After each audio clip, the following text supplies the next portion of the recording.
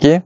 So insya-Allah kita terus zoom ke muka surat 63 pada ayat 105 Ali Imran. Okey. Sama-sama itu boleh terus klik button like dan klik button share lah insya-Allah okey, dah keluar apa-apa ayatnya. So insya-Allah kita akan sama-sama mulakan bacaan ayat 105 Ali Imran bersama-sama insya-Allah. A'udzu billahi minasy syaithanir rajim.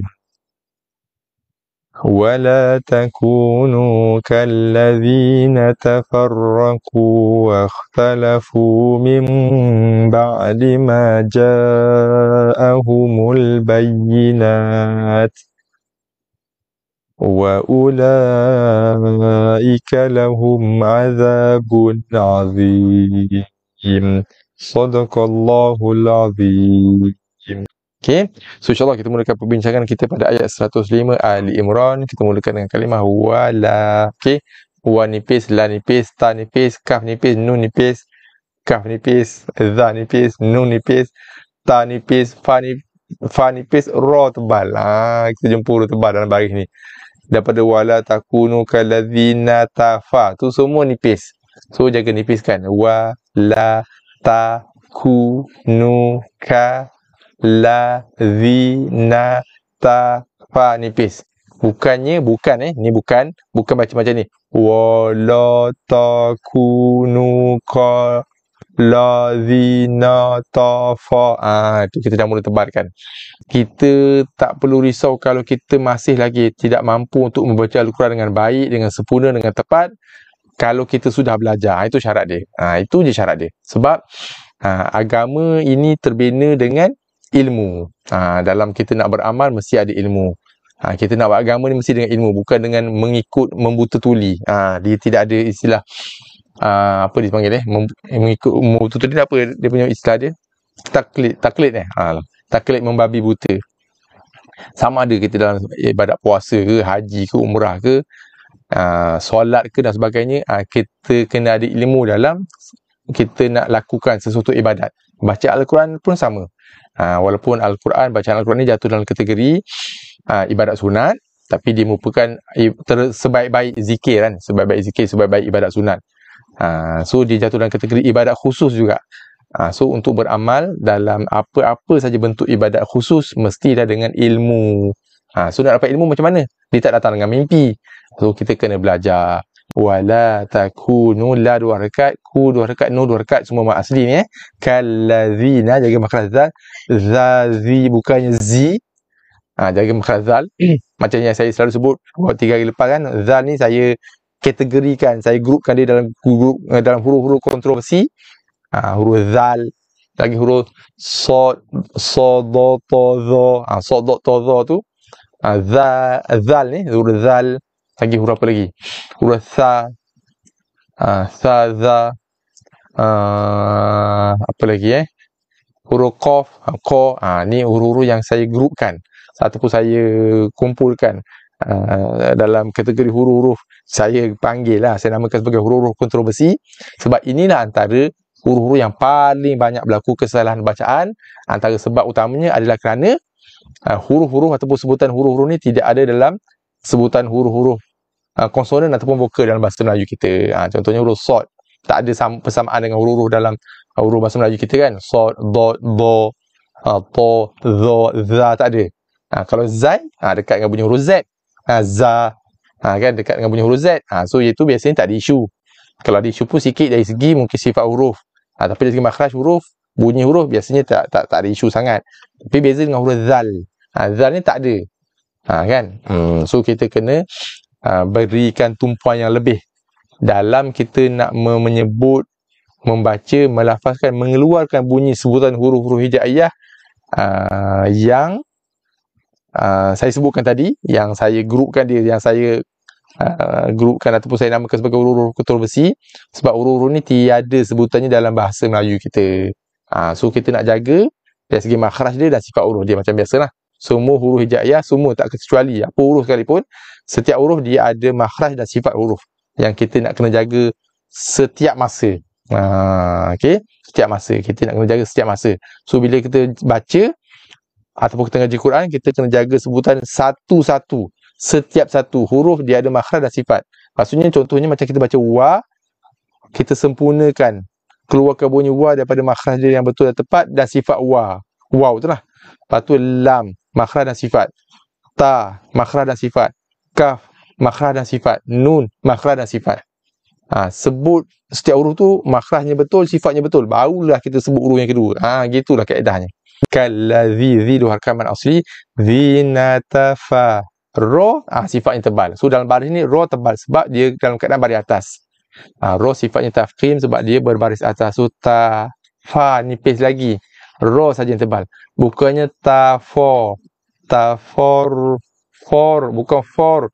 Kalau for, fa sebelum ro kita dah tebal sekali. Yang tebalnya hanya pada huruf ro. Ta, fa masih nipis. Fa bukannya for. So ta, far, ro saja yang tebal. Okey. Tu huruf yang tebal ataupun huruf yang nipis, biasa huruf tebal lah. Dia tidak akan boleh mempengaruhi huruf sebelum dan selepas dia. So dia seorang-seorang je tebal. Okey. Ta, fa, ro tebal. Ta, far. Ini kita nak kena ambil perhatian juga. Saya sebutkan ni sebab banyak sangat berlaku kesalahan bacaan bila kita jumpa huruf tebal, huruf sebelum dan huruf selepasnya dia mudah tertebal sama tanpa kita perasan ataupun kita sedar. Tafa, tafarro, bukannya tofor. Kadang ta pun tebal sekali. Tofor, kalladzina tofor, ta jadi to, fa jadi fo. Toforro, nak tebalkan ro tu. Tapi ta dah tebal, fa dah tebal. So nak kena hati-hati. Waalaikumsalam warahmatullahi wabarakatuh. Kemalatan Cik Anwar Hussein dari Kuala Lanas, Kelantan. Okey. Tafarro, tafarronku, kof tebal lah. Huruf istilaan. So tebalkan kof dan ro pun sama. Dengan cara kita angkat kawasan ataupun bahagian pangkal lidah. Huruf tebal ni kita nak kena mainkan dengan mainkan area kawasan pangkal lidah kita untuk tebalkan huruf tu. Farroku, tafarroku, bukan kita tafarroku, bukan moncong, bukan kembung pipi. Tafarroku, ku dua harakat. Wakhtalafu, okey, hati-hati. Kho sifatnya lepas nafas. So lepas suara. So so ada lebihan suara yang keluar, ada hembusan nafas yang terhembus keluar bila sebut huruf kha. Waqta. Okey. Kha ni antara kesalahan yang biasa orang buat. Yang pertama, bunyi kha tu ada yang baca bunyikan kha tu dekat bunyi ha. Bunyi ha yang tebal. Ta. Bukan wah. Wah tu kat mana salah? Waw pun dah salah, dia percuma wa. Dia wa kan. Wa tu nipis. Wa, kha, huruf istilak sama macam qaf. So bila sebut huruf qaf, huruf kha yang sifatnya istilak meninggi, kita angkat kawasan ataupun bahagian pangkal lidah, bahagian lidah paling dalam. Kha, khi, hu. Kha, khi, hu. Okey. Kemudian kha sifatnya rakhawah dan hamas, lepas nafas, lepas suara. So lepaskan, tak perlu nak kontrol, tak perlu nak tahan-tahan, tak perlu nak sekat-sekat. Ta. Jaga makhraj dulu. Kha, kawasan ni, apa nama ni, pangkal halqum dia ada lebihan suara yang keluar. Jangan kita keraskan kha. Ramai orang dia keraskan, dia ketatkan kha, tu yang mudah lantun. Talafu. Tafarranku talafu. Kesalahan yang ramai orang buat. Dan biasanya, commonnya, memang ramai orang baca gitu, tak perasan pun. Dia kata, kenapa buat qalqalah pada kha? Ada buat qalqalah ke? Saya cuba ulang sekali lagi. Talafu. Kha tu dah jadi qalqalah dah. Tendang balik kan, lantun balik. Okey, di manakah kita? Kha tadi, talafu. So jaga sifat lepas nafas, hamas, lepas suara yang ada pada kha. Ta. Wakhtalafu, kha bersifat dengan sifat istilak. So masa sebut kha sama macam qaf, kita angkat kawasan pangkal lidah. Kha, ta. Ada lebihan suara yang keluar tu, yang ada ekor dia. Wakhtalafu, ta nipis. Ta bila sebut huruf nipis, tengah lidah dengan pangkal lidah diturun landai. Ta. Jangan qatala. Okey, tala. Wahtalafu fu 2 harakat. Mim ba'di nun mati jumpa ba, hukumnya iklab. So kita akan tukar sebutan nun mati. Asalnya nun mati kita baca min, kan? Mim bagi bawah, nun mati asalnya. Sebutan asalnya bunyi asalnya kita baca min. Tapi sebabkan oleh kerana lepas nun mati tu ada huruf ba, berlaku hukum iklab. Sebab tu dalam makna iklab, dia tukar, dia terbalikkan nun jadi mim. So kita akan baca dengan bacaan mim. So bila mim tutup mulut, kalau buka mulut bukan mim. Okey, dan didengungkan. Iklab dibaca dengan dengung yang sempurna kat situ. Cumanya yang kita nak jaga pada bacaan iklab, kita cuma tutup mulut memang kena tutup lah. Sebab kita nak tukar ataupun nak convert makhraj nun kepada makhraj mim. Cuma nak jaga bibir tutup, sekadar sentuhkan bibir, jangan tekan. Jangan kacip. Jangan tekan makhraj mim tu. Mim ba.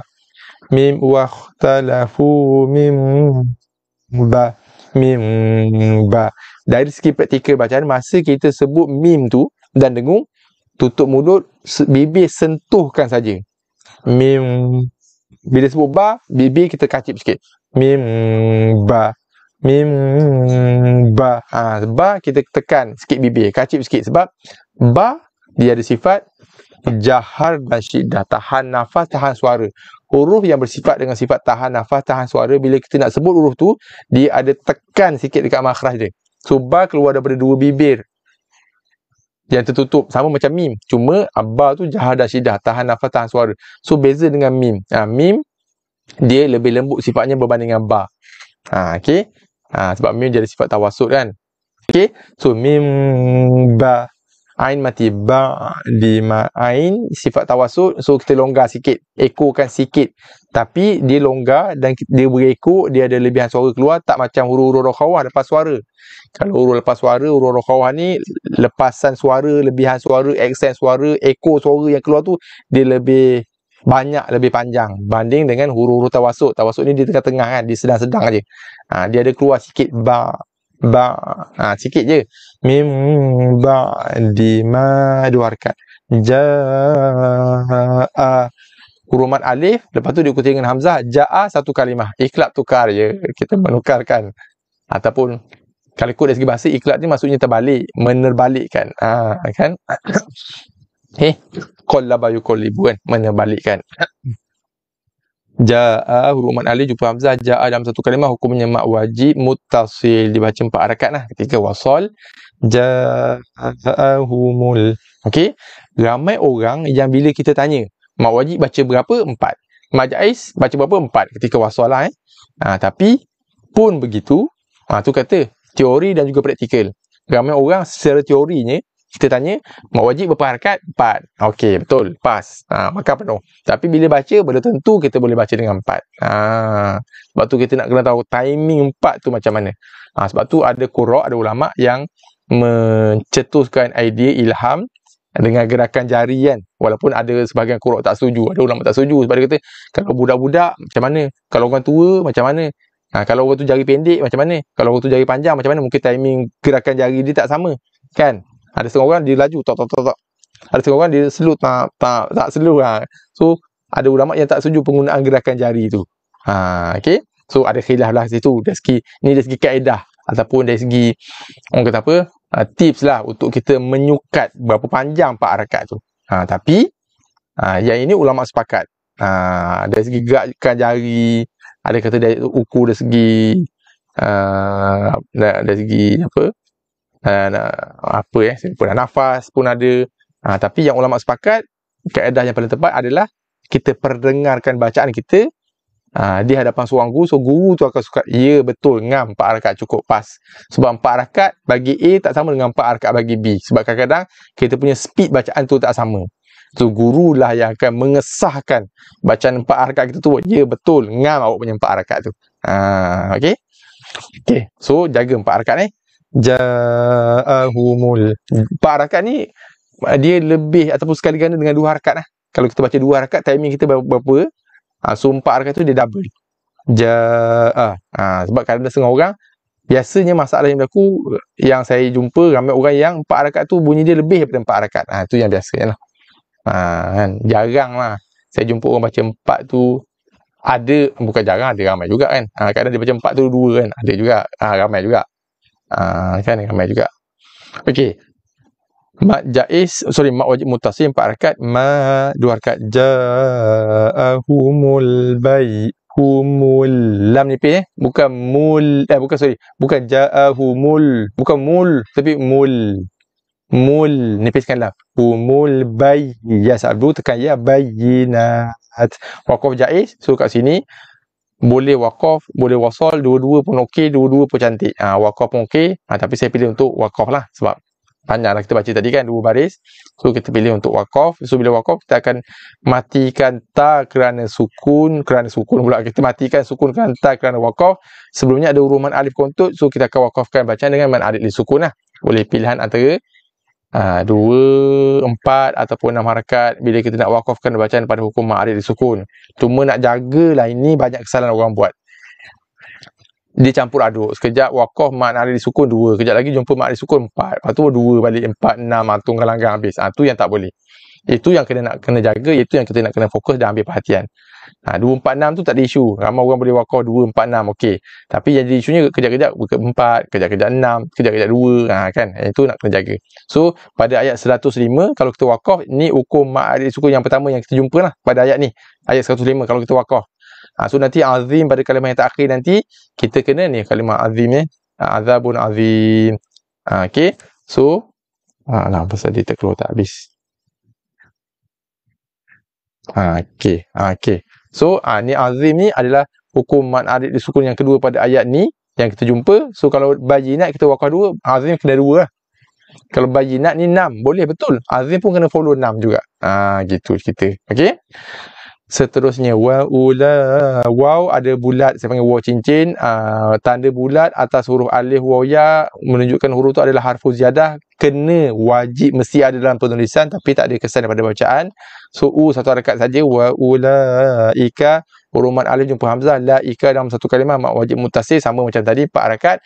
Lahum mim mati jumpa ain, izhar syafawi, so kita akan izharkan sebutan mim jelas.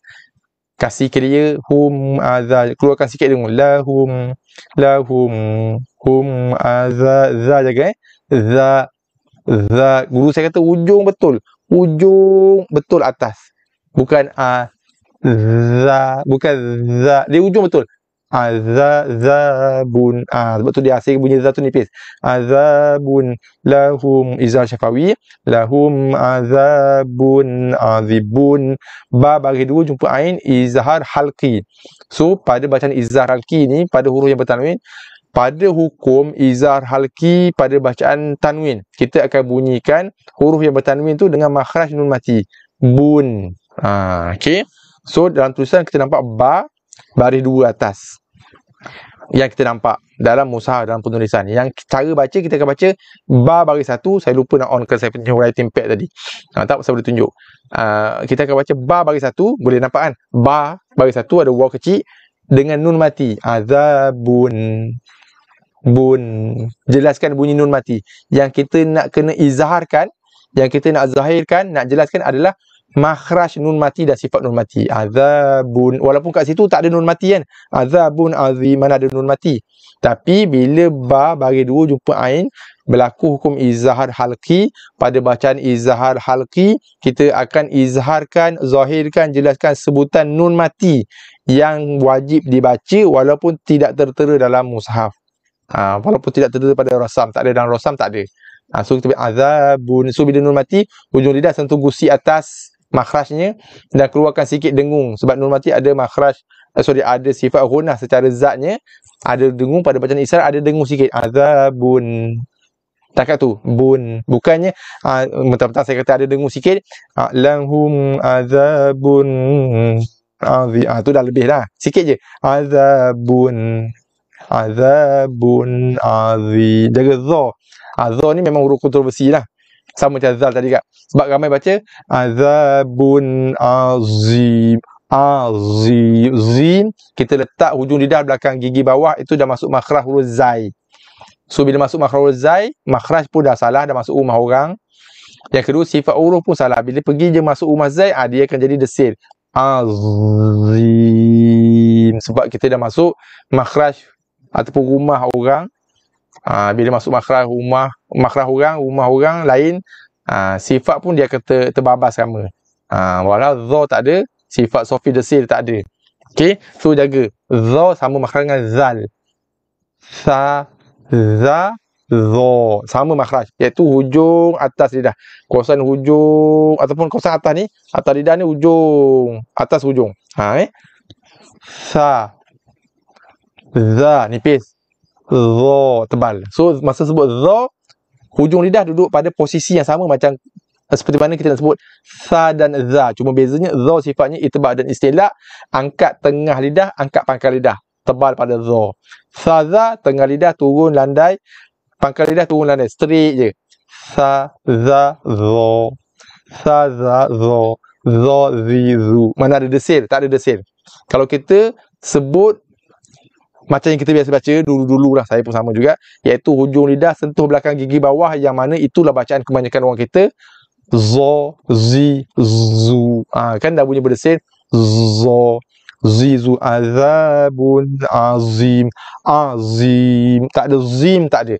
Dia bukan zim, tapi azabun, zabun azim, zim. Okey, nak kena praktis lah. Bagi kawan-kawan yang tak dapat lagi nak sebut zar dengan tepat lah. Dan paling penting, pendengarkan bacaan kita di hadapan guru lah, untuk mengesahkan bacaan kita tu, insya-Allah. So kita akan wakafkan bacaan kat situ dengan ma'arif sukun azim. Okey, wallahu a'lam. Kita akan sekali lagi akhiri pula. Sekali lagi ulangi bacaan ayat 105 dari surah Ali Imran ni bersama-sama, insya-Allah. Okey. Dapat ilmu baru. Oh, apa ilmu tu? Waalaikumsalam warahmatullahi wabarakatuh. Datang Puan Roziah Yaakob dari Subang. Subang. Lama tak jumpa Puan Roziah. Okey. Okey, insya-Allah kita ulangi bacaan ayat 105 bersama-sama, insya-Allah. A'udzu billahi minasy syaithanir rajim. ولا تكونوا كالذين تفرقوا واختلفوا من بعد ما جاءهم البينات وأولئك لهم عذاب عظيم. صدق الله العظيم.